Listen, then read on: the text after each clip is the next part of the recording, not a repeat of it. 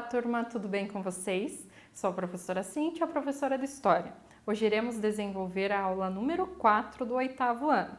E o tema da nossa aula é uma revisão geral das revoluções inglesas, ou Revolução Inglesa do século XVII. Para isso, nós temos alguns objetivos a serem alcançados.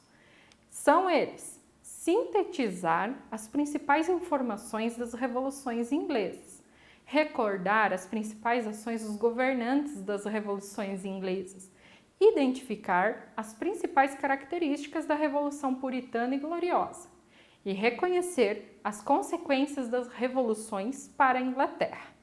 Antes de mais nada, não esqueça, pega o caderno, lápis, caneta, borracha, para fazer as anotações das principais informações, mas também dúvidas se elas virem a aparecer, para que quando vocês tiverem oportunidade, quando vocês forem falar com o professor de vocês possam tirar essas dúvidas.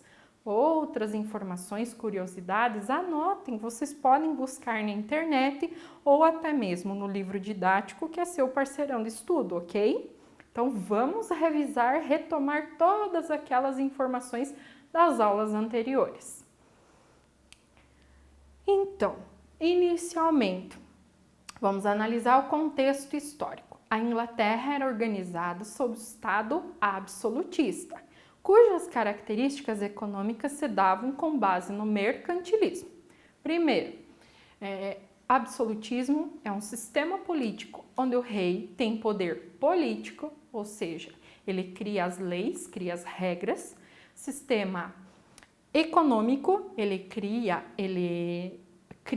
e lança a moeda e os impostos, e ele tem poder militar em mãos. Ele quem lidera o exército, ele quem vai dizer qual será o período de guerra, de paz, se vai invadir um território ou não. Então, o rei absolutista, ele tem todo esse poder em mãos. Não quer dizer que ele mande sozinho, mas a assinatura final é sempre dele. Outra informação, lembre-se, características do mercantilismo, que é o conjunto de práticas econômicas.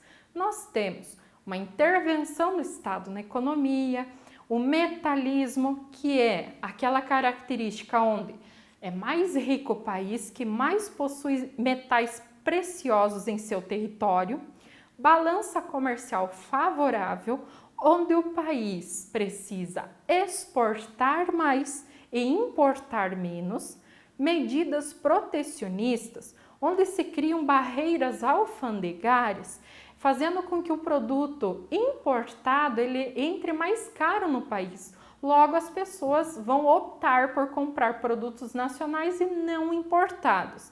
E a questão do exclusivismo metropolitano ou pacto colonial, onde os países europeus conquistam territórios na América e estes territórios são obrigados a comercializar somente com sua metrópole.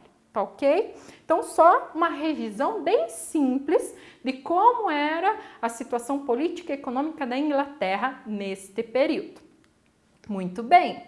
Ainda no contexto histórico, nós temos o governo de Henrique VIII, em que ele rompe com a Igreja Católica e funda a Igreja Anglicana, tornando-se o líder supremo dela. Ainda o rei Henrique VIII confiscou as terras e os bens da Igreja Católica, depois ele doou para alguns nobres e outras ele vendeu com o intuito, com o objetivo de aumentar os recursos da coroa. Então, o rei Henrique VIII, aquele rei casado com a Catarina de Aragão, que precisava de herdeiros, homens, não os tinha, aí ele pediu para separar-se, o Papa não aceitou, ele acabou divorciando-se da esposa, expulso da igreja, ele fundou a Igreja Anglicana e casou-se com a Ana Bolena.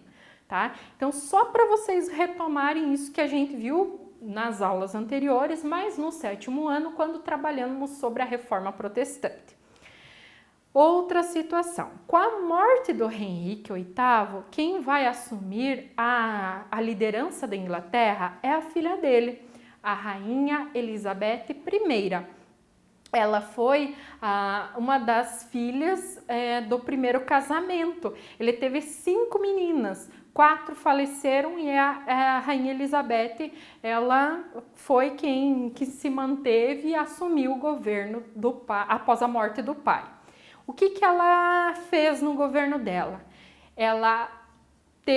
No governo dela teve um crescimento agrícola, mas também manufatureiro, ou seja, daqueles artesãos que produzem as mercadorias à mão. A indústria naval, ou seja, de navios ali, marinha, ela expandiu, aumentou bastante. E ainda no governo da Elizabeth I, houve um aumento do comércio no exterior. A Inglaterra era uma das principais fornecedoras de mercadoria naquele momento.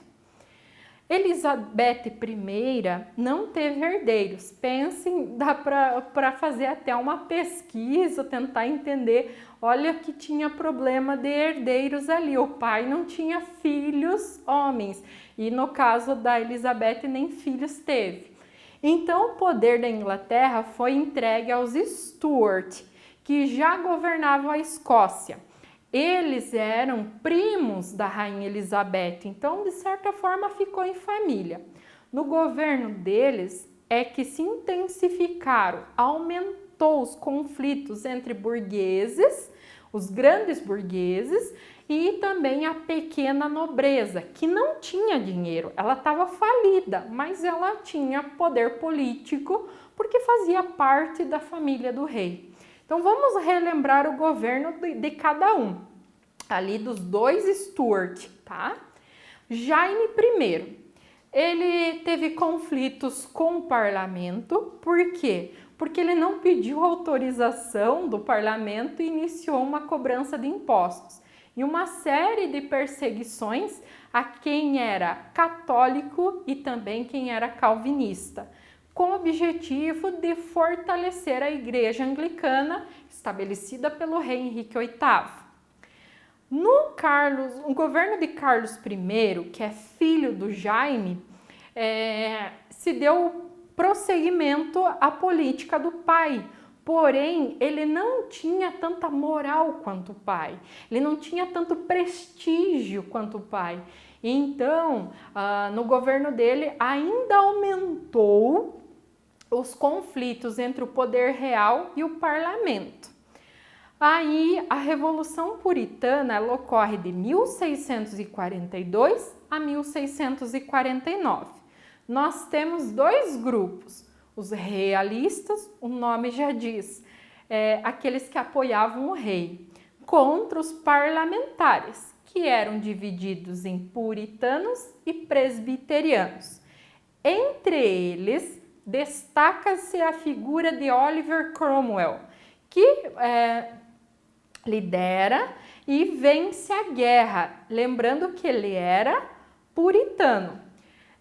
Ao fim da Revolução, o rei Carlos I ele é decapitado, mostrando essa força que os parlamentares tinham e assumiram o governo da Inglaterra, colocando o poder nas mãos de Oliver Cromwell, que passa a governar a Inglaterra de forma assim republicana. Há participação do povo, mas com o passar do tempo, que a gente vai entendendo, ele torna-se um líder ditador. Na República de Cromwell, houve a aprovação dos atos de navegação. Isso é extremamente importante para o fortalecimento da marinha inglesa. Por quê? Todas as mercadorias que eram negociadas com a Inglaterra, elas só poderiam ser transportadas em navios ingleses. E os navios e os outros países poderiam transportar mercadorias desde que eles fizessem a mercadoria. Então, neste sentido, a Inglaterra só vinha desenvolver cada vez mais a sua marinha mercante. Ele teve, então, como falei, um governo autoritário. Inclusive, no ano de 1653, ele acabou com o parlamento, que era o responsável por criar leis, criar regras na Inglaterra, e estabeleceu, então, uma ditadura hereditária. Ele manda sozinho, ele cria as regras e isso vai passar de pai para filho. Logo, quando ele morre, quem assume seu filho, Ricardo Cromwell. Mas, como eu disse, geralmente o filho não tem mesmo prestígio que o pai. Então, ele não conseguiu manter essa estabilidade política e administrativa que tinha dentro do governo de Oliver. Então, a burguesia, que está cada vez mais adquirindo poder na Inglaterra, ela vai apoiar a restauração da monarquia, a restauração da família dos Stuart ao poder, isso no ano de 1660. A restauração, então, da monarquia se dá com o retorno da família Stuart, Carlos II quem assume o poder, e ele promete que vai submeter-se ao parlamento, às decisões do parlamento. Após a sua morte, quem assume é Jaime II. E ele era católico, isso já não era bem visto pelas pessoas ali na Inglaterra. Então, nobres e burgueses, eles temiam que o Jaime II exigisse a devolução das terras que foram confiscadas da igreja lá na Reforma Anglicana. Por isso que eles vão apoiar uma conspiração para tirar o Jaime II do poder. Como isso vai funcionar? Ali no processo da Revolução Gloriosa, em que eles vão entregar o poder para Guilherme de Orange e Maria Stuart, que era filha do Jaime II, mas que os dois eram protestantes. Então o parlamento vai lá entregar para eles o poder. O Guilherme de Orange até foi com o exército até o Jaime II para assumir o governo, mas o Jaime II acabou fugindo para a França e nem resistiu. O Guilherme, ele compromete-se a respeitar as decisões tanto da Revolução quanto da Magna Carta, que era o conjunto de leis da Inglaterra, e a Declaração de Direitos, e ao início, então, da monarquia parlamentar. Essa frase é fundamental para que vocês entendam. O rei reina, mas não governa. Em suma, em resumo, é o parlamento quem define as leis e as regras do país. Então, o rei reina como exemplo de poder, mas ele não governa, porque quem faz as regras do país, de fato, é o parlamento. O rei pode executá-las, colocá-las em prática. Quais são as consequências da Revolução Gloriosa? A burguesia, que era aquele grupo de comerciantes, principalmente com muito dinheiro, mas que não tinha participação política, ele vai consolidar a influência política a partir da Revolução Gloriosa. Algumas medidas, elas vão estimular a parte econômica do país em relação ao capitalismo, principalmente. Há o estímulo do livre comércio, a modernização dos portos e também a construção de estradas e navios. Ainda as mudanças na Inglaterra, a questão das terras comuns, que devido aos cercamentos tornam-se terras para a criação de ovelhas, consequentemente a produção de lãs. Os camponeses que perderam as terras, eles vão para as cidades e acabam tornando-se mão de obra para as indústrias futuramente.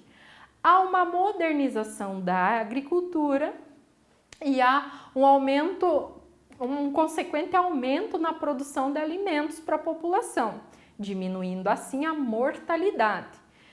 Na Inglaterra, devido à abundância de carvão mineral e ferro, os quais eram utilizados, o primeiro como fonte de energia e o segundo como matéria-prima, na produção de máquinas. Isso vai favorecer a Revolução Industrial iniciar na Inglaterra. Olha quanta informação! Com todas essas informações que foram retomadas, a gente vai agora para a atividade que vai resumir tudo isso para ver se realmente vocês compreenderam os objetivos de todas as demais aulas. Eu acredito que vocês perceberam quanto aprenderam sobre esse assunto. E informações, quanto mais elas são faladas, mais debatidas, mais fica da nossa cabeça. E é importante que vocês entendam o processo. Eu não preciso que vocês decorem datas e nomes, mas que vocês entendam como tudo aconteceu. Vamos para as atividades. Bons estudos, um abraço, até a próxima e tchau!